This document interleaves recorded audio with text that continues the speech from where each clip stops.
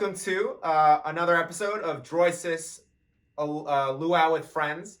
We are joined here with a very special guest, Professor Ron Sha. Ron is the head of the Ohlone College NSA Cybersecurity Center and CNET Department, and he is also the president of the CIO Scholarship Fund. So, Ron, welcome. Thank you for being here. Well, thank you for having me. Yeah, it's a real treat, and I wanted to ask you first off the bat. So you're a professor at Ohlone College, is that correct? Yeah, that's right. So I am a teacher at Ohlone College. At the same time, I also teach at the San Jose State Universities and also Cal State East Bay as well, and teaching various topics as cybersecurity, data analytics, and also programming languages as well. That's awesome. And I'm just curious, with shelter in place, how has the transition been from teaching in-person live classes at San Jose State or Ohlone or Cal State East Bay to online? Oh yeah, so actually, for us, since I have been working in the IT industry for a long time, and I'm used to working remotely or through video conferencing, as all of us do, on teaching side of it. And even before the pandemic happened, we already have a course online, 100% online. Oh, wow, okay. So it's a fairly easy adjustment for us now. All the courses are online, but actually I do miss the physical interaction with the student.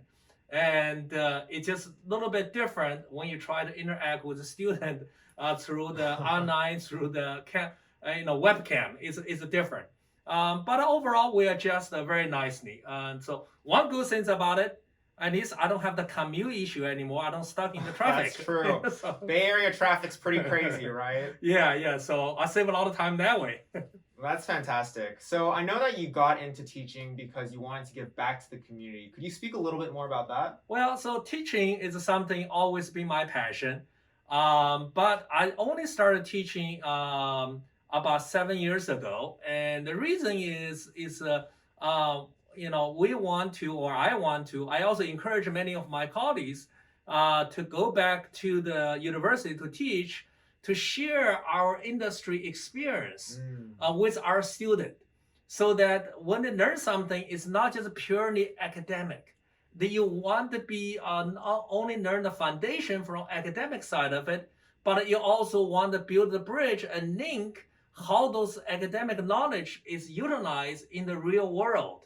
And that is why we go back, and it's actually fairly fun for us or for me to teach. And many of the students actually told me, how excited, or after I link the industry with them, and they see the real value of it.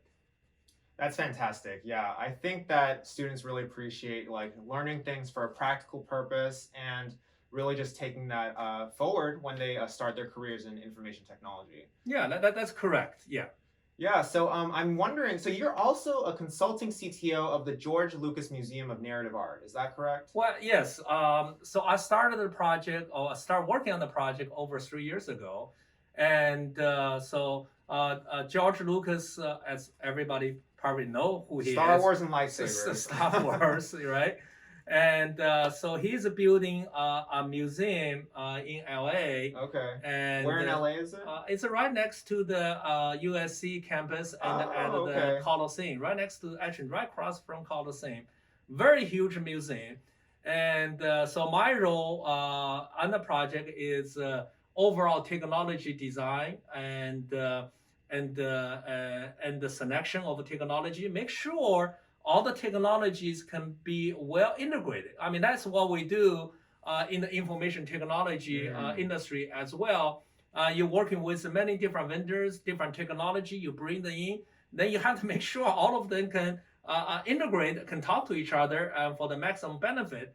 Another key thing we're trying to do is a forward thinking or future proof in the technology. Right, it's kind of the stuff that you teach your students in the classroom. Yeah, so you don't want to implement a technology, don't think way ahead.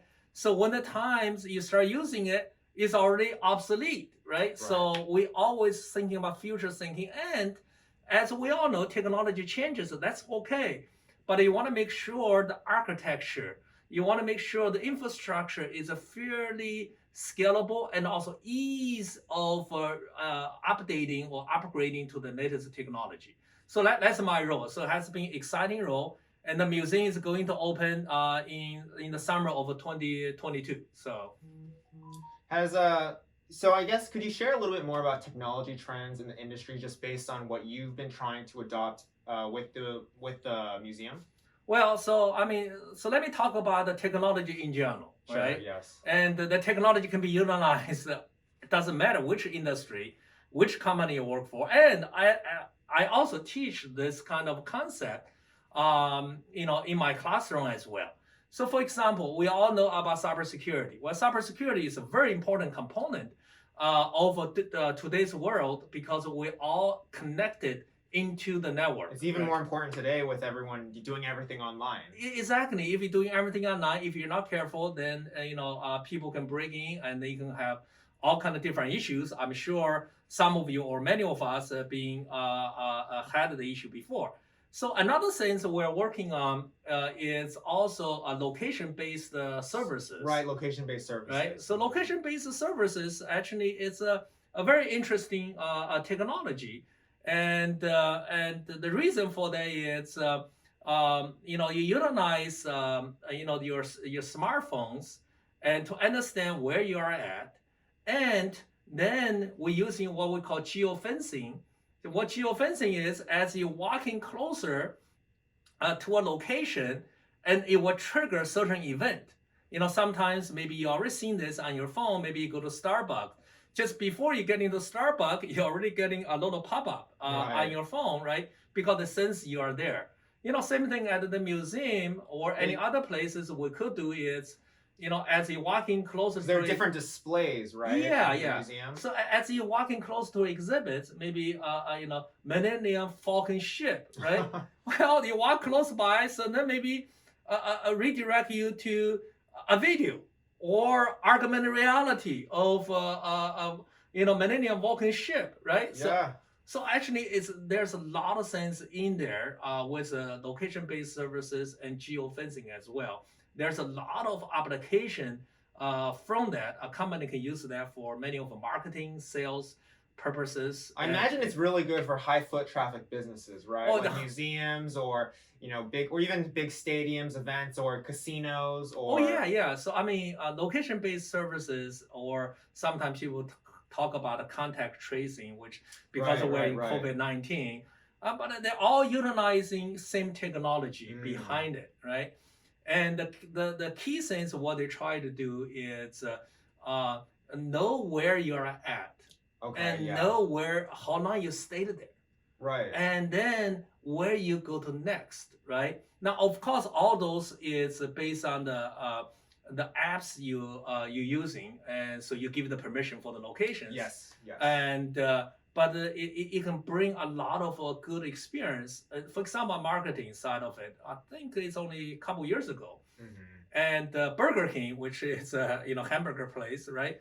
And place an ad very close to McDonald's. So as people walking to McDonald's, just as close by, and they pop up an ad with, in a sense, it's a location-based service or geofencing saying, hey, you can go to Burger King for 1 cent for our Whopper. So do you want to pay 1 cent for the Whopper or go there to buy $3 for the burger? And the study shows, and the lot of people actually went to Burger King. I imagine this is getting more and more popular, downtown and restaurants, or, I was just at Las Vegas, last year. If I'm entering one casino and then I get a pop-up for a different casino, maybe I can just go to the next casino or something. Well, yeah, you can do that because you have a promotion going on. Exactly. But another thing you can do is, for example, let's talk about casino, right? A casino has many different areas. They always want to make money. We all know that. Yes. They have a lot of retail stores. So with location-based services, you could see, we have a lot of people here, but nobody's buying it, right? So then they can analyze it, because now they know they have a lot of people there, because with location-based data analytics, and then to try to figure out why people are not buying it. Maybe they don't engage them enough. So there's many of business opportunities that can be utilized with location-based services technology. Right, like the data analytics portion for the museum, maybe they go to the Millennium Falcon and then they go to this another exhibit. I'm not sure. Yeah, Uh, so with the data analytics, you can do is well, if you go to Millennium Falcons, based on our understanding from the past, history of where people been to, is okay. Maybe they want to visit, you know, uh, Skywalker's exhibits oh or yes. something, right? So then, not only that, with location-based services, you can also tell how long a person stayed at a location. Right. And then you can also, based on that, you can tell whether the exhibits or the location is popular or Gauging not. the popularity of Exactly. And then right. based on that, you can also suggest people where to go next based on the history as well. So there's a lot of data analytics side of it as we start talking and this about. really improves like guest services too, like the experience, because then it makes them leads them to the right direction. So it's more of the customer service, and the key sense is engagement. So now you're engaged, you're involved, right? And you don't go someplace just like, oh, what's this? Just looking around, but now you're engaged. And once you're engaged, typically you're gonna have a positive experience at the end. And once you have a positive experience, you're gonna maybe come back for new exhibits or tell all your friends, right? And that is what business want.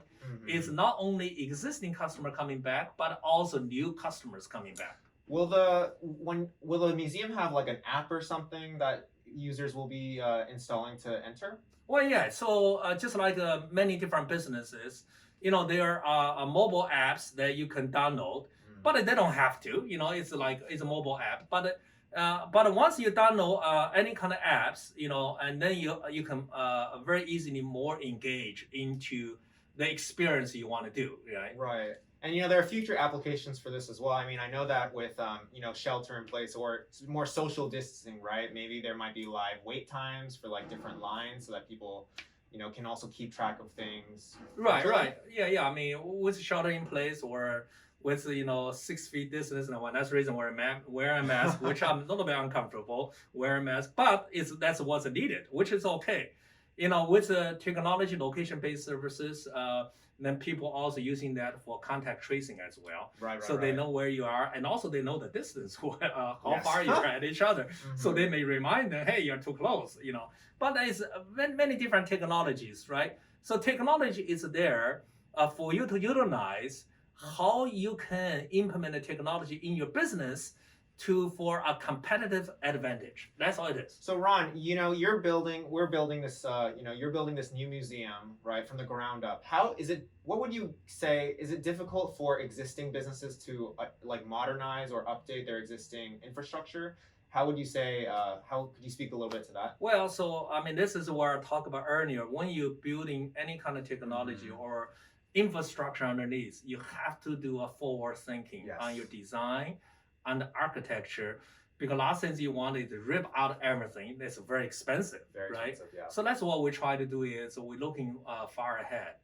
I'm even looking at technology, talking to the right people in the right company is, well, what is 10 years and 15 years from now with some of the backend infrastructures? And then that will help me making a decision how to design the things and also how to scale, that scalability side of it. And that is one of the things, anybody in the technology world understand. And also that is the reason like Droisys, if you guys have a different kind of applications or consultings, you guys always think about it, how to make sure that the application is latest and also is scalable. It's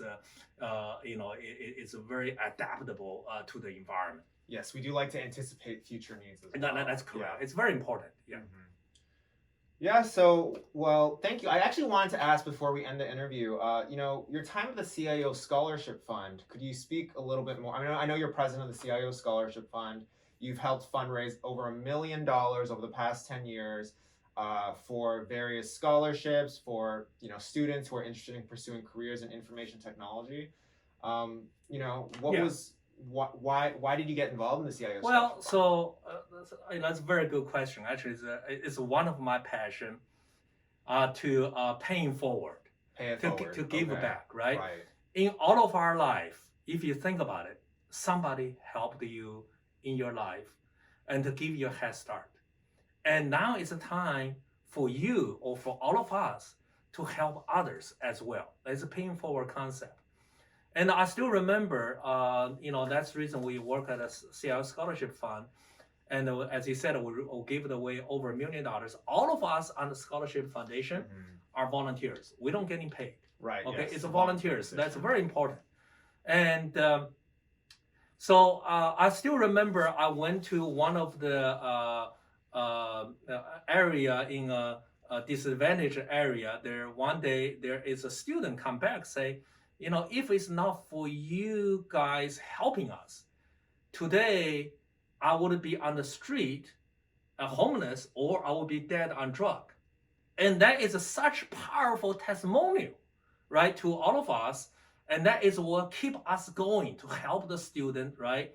And so that they getting the mentorship and also they getting the financial need so they can continue on to fulfill their dreams. Yes. And many of the CIOs that are part of our organization actually is practicing giving back. And many of them start teaching at the university as well. And we know, at the university, you don't make money teaching. We make money as a CIO. But we're doing that is because we want to give back to the community. Right, exactly. Well, thank you so much for your time, Professor Sha. Ron, we actually have a gift from you from Droisys. Oh, okay. We have a mug. So, aloha, mahalo. Okay, thank you very much. It's really fun and conversation. And as you can see, I'm very passionate about many of the things that I do. And can people connect with you on LinkedIn? Or sure, yeah. Okay. Feel free to link me in, and go to LinkedIn, look for Ron Sha, right? And then we can continue the conversation and go from there. All right. Thank you very much. Okay, thank you. Aloha and hang ten, everyone. Okay, aloha. Bye-bye. Bye-bye.